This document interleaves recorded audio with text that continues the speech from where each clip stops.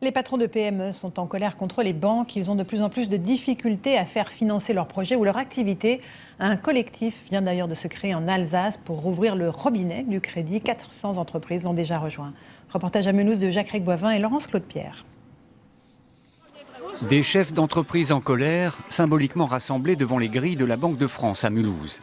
Pas facile pour eux de manifester, ce n'est pas dans leur culture, mais la crise les oblige à réagir. Les chefs d'entreprise, ils sont désespérés. Certains ont plusieurs dizaines de salariés, d'autres beaucoup moins.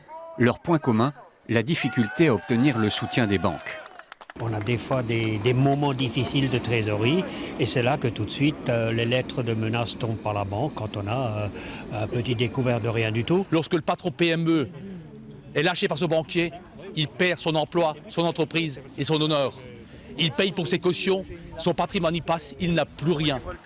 Un scénario catastrophe qui aurait très bien pu se dérouler ici dans cette petite entreprise d'usinage de précision. L'an passé, la gérante a dû faire face à une dette fiscale et à des pénalités de retard de l'URSSAF. Elle se tourne vers 3 banques différentes qui refusent de l'aider.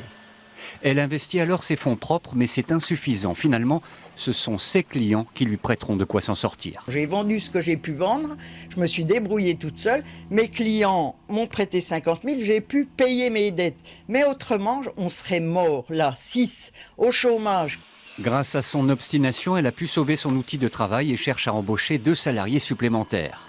Au sein de son collectif, qui compte déjà près de 400 membres dans toute la France, elle veut créer un pôle d'autofinancement abondé par toutes les petites entreprises françaises pour ne plus dépendre uniquement du système bancaire qui, affirme-t-elle, ne joue plus le jeu. Les principaux suspects dans l'enquête sur le meurtre d'un policier à Vitrolles fin 2011 ont été présentés au juge aujourd'hui. Ils devaient être mis en examen pour association de malfaiteurs et assassinat sur personne dépositaire de l'autorité publique. Le fonctionnaire avait été touché par des tirs de Kalachnikov après une course-poursuite avec les auteurs d'une série de vols.